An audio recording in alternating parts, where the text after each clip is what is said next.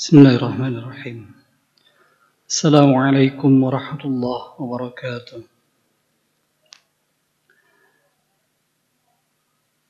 الحمد لله رب العالمين.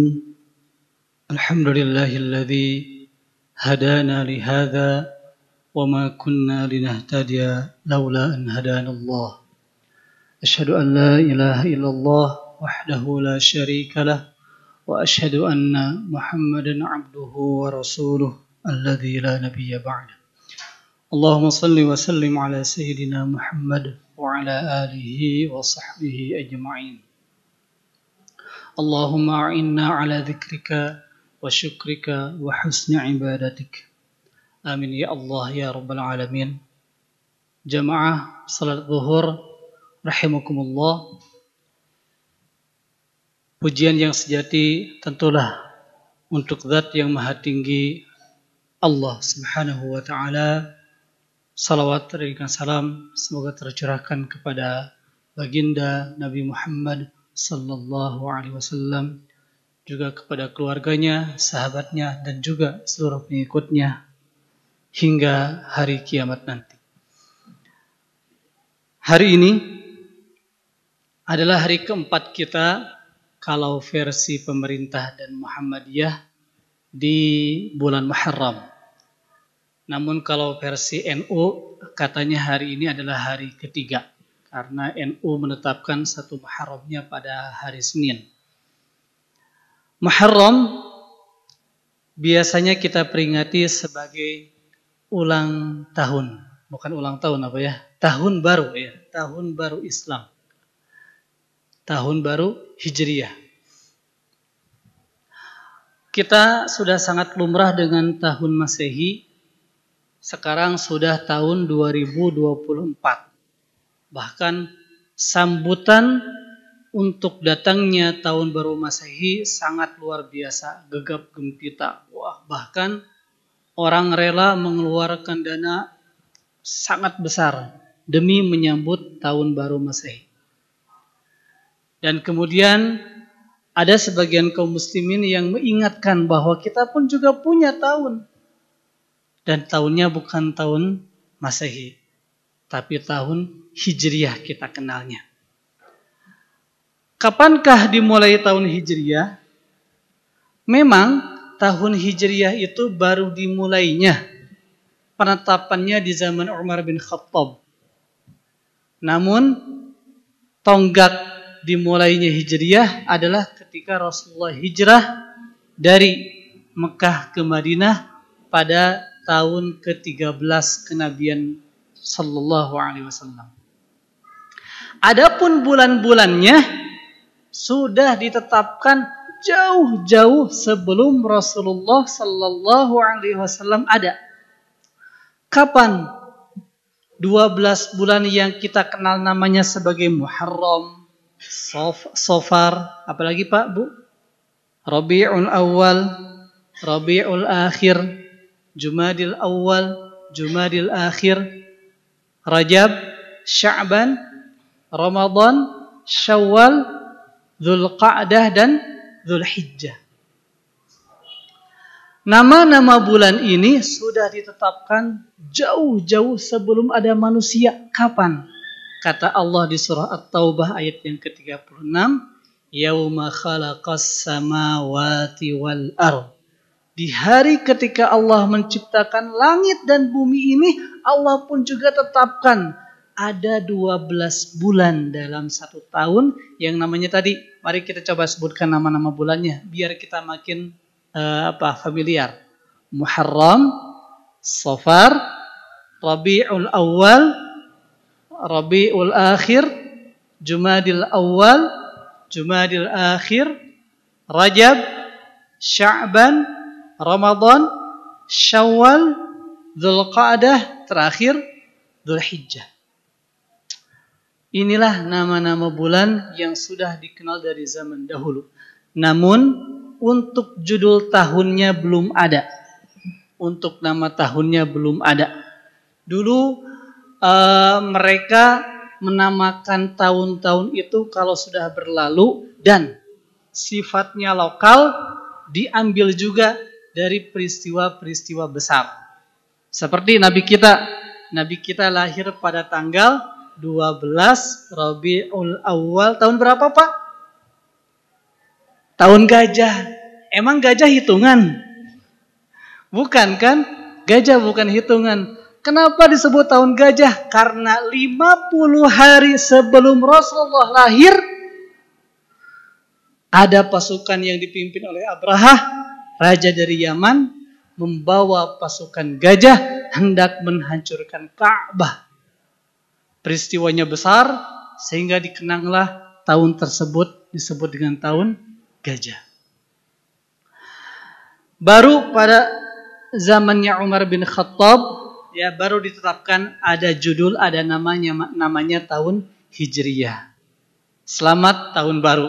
Hari ini berarti kita di tahun 1446 Hijriyah. Setiap tahun baru Islam atau setiap tahun baru Hijriyah, maka kita selaku Muslim akan sangat terkenang, teringat dengan peristiwa hijrahnya Nabi Muhammad beserta para sahabat dari Mekah ke Madinah. Tentu peristiwa hijrah ini bukanlah hanya sekedar peristiwa perpindahan kependudukan. Yang awalnya jadi penduduk Mekah berpindah menjadi penduduk Madinah. Bukan seperti Bapak Ibu mungkin yang dulunya Surabaya tinggalnya sekarang jadi Bandung. Yang dulunya Garut sekarang Cimahi, bukan seperti itu. Ada hal yang sangat besar di balik peristiwa hijrah. Karena hijrah memerlukan tekad yang kuat, perjuangan yang dahsyat, pengorbanan yang tak terhingga. Apa sih yang dikorbankan atau apa yang diperjuangkan dari peristiwa hijrah itu? Peristiwa hijrah itu terkait dengan penyelamatan aset paling berharga yang dimiliki oleh seorang manusia muslim. Bukan harta yang jumlahnya triliunan. Bukan kedudukan yang dia kejar. Tapi yang diperjuangkan, aset yang paling berharganya adalah iman dan Islam. Di awal-awal masa Islam, dakwah Rasulullah yang menerima Islam hanyalah jumlahnya sedikit. Di Mekah, para sahabat yang masuk Islam banyak diintimidasi. Semakin rendah derajat sahabat, maka semakin hebat juga bentuk intimidasi yang dikenainya. Maka di siang ini kita akan mengambil pelajaran dari peristiwa hijrahnya Rasul dan juga sahabat. Ada hal apa yang bisa kita ambil contohnya, bisa kita teladani dari semangat mereka dalam melaksanakan hijrah. Disebutlah ada yang namanya sahabat Suhaib bin Sinan Ar-Rumi. Mungkin Bapak Ibu masih jarang kalau mendengar kata Abu Bakar, Umar bin Khattab sudah sangat lumrah, ya. Peristiwa hijrahnya Abu Bakar ini memang pas bersamaan dengan hijrahnya Rasul. Dan memang tugas Abu Bakar untuk menemani hijrahnya Rasulullah Sallallahu Alaihi Wasallam. Berbagai tantangan, rintangan dihadapi. Treknya pun juga menjauh, ya, tidak melakukan perjalanan yang normal. Konon katanya jarak antara Mekah ke Madinah yang normal itu sekitar 450 km. Masya Allah, Jakarta Bandung kalau nggak salah sekitar 140 km. Ini 450 km berarti 3 kali lipat lebihnya Jakarta Bandung. Ya. Rasul, sahabat melakukan hijrah dengan berbagai macam kendaraan. Nah, Abu Bakar menemani Rasul. Bagaimana dengan Umar? Hijrahnya Umar, memang Umar itu adalah jagoannya Quraisy. Fisiknya hebat, jago gulat, jago berkelahi.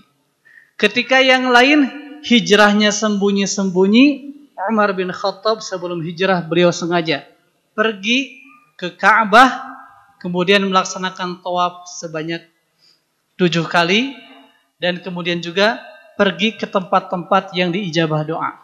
Kemudian kata Umar berkata kepada pemimpin-pemimpin Quraisy yang waktu itu masih musyrik. Beliau mengatakan, barang siapa yang ibunya ingin meratap, barang siapa yang istrinya ingin menjadi janda, barang siapa yang anaknya ingin menjadi yatim, saya umumkan, saya akan hijrah ke Yathrib, ke Madinah, dan saya tunggu di suatu lembah. Dan ternyata tidak ada satu orang pun yang menghadang Umar bin Khattab. Kenapa tidak berani? Ini jagoannya Quraisy, ya. Nggak tahu kalau di TNI siapa jagoannya, ya. Panglima, ya, Panglima paling. Namanya juga Panglima paling jagoannya, ya. Kemudian dikenal dan ada namanya Suhaib bin Sinan Ar-Rumi. Suhaib bin Sinan Ar-Rumi ini memang tidak terkenal. Padahal beliau masuk Islam di masa awal-awal dakwahnya Rasulullah. Berarti masih masuk kelompok as-sabiqun al-awwalun, yang pertama-pertama masuk Islam. Ya. Suhaib ini akhir namanya ada Ar-Rumi. Kenapa Ar-Rumi? Ar-Rumi ini diambil dari kata Romawi. Karena ternyata memang Suhaib bin Sinan ini dulu orang tuanya adalah petinggi di Persia, tinggalnya di Irak. Ketika ada serangan dari Romawi, Suhaib bin Sinan ini diculik, dijadikan budak, diambil ke Romawi dari semenjak kecil sampai remaja, masuk dewasa, terus diperjualbelikan sampai akhirnya beliau dibeli oleh orang Mekah. Sehingga beliau menjadi penduduk Mekah, ya. Karena budak, ya miskin kondisinya. Dan setelah dimerdekakan, beliau profesinya menjadi seorang pedagang, ya. Yang awalnya seorang budak miskin berubah menjadi orang yang sukses dalam perdagangannya. Jadi Ar-Rumi itu Romawi karena memang Suhaib sudah lama tinggal di Romawi dan dialeknya sudah kayak orang Romawi saja. Makanya disebut Ar-Rumi, Romawi. Nah, ketika Suhaib hijrah, beliau orang biasa, bukan jagoan kayak Umar bin Khattab. Maka hijrahlah beliau sendirian. Yang beliau bawa ada sekitar 10 unta beserta dengan harta dan barang-barang bawaannya.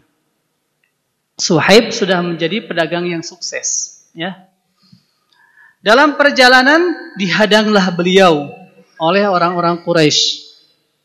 Kata orang-orang Quraisy, "Wahai Suhaib, bukankah kamu datang ke Mekah dalam keadaan miskin? Mengapa kamu sekarang akan keluar dari Mekah dalam keadaan banyak harta? Tentu kami tidak akan membiarkan hal tersebut." Jawaban Suhaib menjawab dengan pertanyaan kembali. Kalau sekiranya harta-harta yang saya miliki saya berikan kepada kalian, apakah kalian akan meninggalkanku? Apakah kalian akan membiarkanku? Dalam hatinya orang-orang Quraisy, mungkin ini hanya bohongan gitu kan. Tapi ternyata tidak. Ternyata Suhaib benar-benar melaksanakan apa yang beliau ucapkan. Kata orang Quraisy, berikan kepada kami. Dan ternyata benar diberikan 10 unta beserta dengan barang-barang dagangannya. Barang-barang hartanya maksudnya, ya. Unta itu harganya, kalau kata YouTuber yang dulunya seorang pekerja di Saudi, ya, pekerja di Arab sana, beliau mengatakan unta yang sedang itu harganya sekitar 50 juta. Yang sedang, berarti kalau yang besar lebih daripada itu. Nah, anggaplah yang beliau miliki unta-unta yang sedang. 10 unta diberikan, berarti sabarin Pak Bu. 50 juta dikalikan 10. 500 juta diberikan begitu saja. Itu baru hitungan kalau untanya unta sedang. Belum dihitung juga harta-hartanya. Betapa banyak yang beliau korbankan demi agar bisa hijrah. Setelah dilepaskan, setelah diberikan semuanya kepada orang Quraisy, maka Suhaib bin Sinan melanjutkan perjalanannya dengan jalan kaki. Jalan kaki Mekah Madinah, Allahu Akbar. Saya hanya baru dengar katanya sih Kopassus ya, yang jalannya sampai ratusan kilo dari Batu Jajar ke yang Cilacap sana. Tentara yang lain mungkin lebih daripada itu ya Pak Bu ya. Allahu a'lam. 450 kilo kan luar biasa ya. Dalam keadaan panas terik. Di Arab sana kalau udah siang-siang mah lebih nggak nyaman daripada di sini Pak Bu. Ya. Luar biasa. Apalagi kemarin katanya tuh banyak yang itu heat stroke atau apa istilahnya, yang kepanasannya udah berlebihan ya. Allahu Akbar. Sampai akhirnya terdengarlah Rasulullah sedang berkumpul di Kuba, tersiar kabar bahwa Suhaib sudah sampai. Maka ketika menjelang sampai, Rasulullah mengatakan, Robiha Suhaib, Robiha Suhaib. Robiha itu apa? Robih artinya untung. Beruntunglah Suhaib, beruntunglah Suhaib. Padahal beliau kalau secara hitungan materi mah udah rugi pisan Pak. Hartanya semuanya diberikan. Tapi tetap beliau melakukan hijrah. Kenapa bisa senekat itu? Kenapa bisa sebesar itu azam untuk hijrah? Karena yang dikejar bukan hanya sekedar materi. Yang dikejar bukan hanya kedudukan. Bukan hanya sekedar kedudukan. Yang dikejar adalah agar imannya terjaga. Maka ketika Suhaib lebih mengutamakan keimanannya, Rasulullah berkata, Robiha Suhaib, Robiha Suhaib, sungguh beruntung Suhaib, sungguh beruntung Suhaib. Allahu Akbar. Tentu para sahabat yang lain juga luar biasa. Mereka memberikan pengorbanan yang dahsyat ketika mereka hijrah. Ya. Maka dari peristiwa ini Bapak Ibu, setiap momen Muharram ingat dengan tahun baru Islam, tahun baru hijrah, selayaknya kita mengenang bagaimana perjuangan para sahabat dalam melaksanakan hijrah dari Mekah ke Madinah. Kalau Suhaib bin Sinan rela mengorbankan banyak sekali hartanya demi mempertahankan imannya, tentu bagi kita yang terkungkung dalam profesi yang tidak halal, ya, dalam pekerjaan yang tidak baik, seharusnya bisa mengorbankan juga. Insya Allah ada ganti profesi yang halal dan juga barokah. Kan prinsip kita yang lebih baik punya rizki mah halal, barokah, gak apa-apa banyak juga. Ya, alhamdulillah. Tapi kalau memang harus memilih antara halal barokah dengan sedikit ya apalah daya. Gitu ya. Yang terpenting halal dan barokah.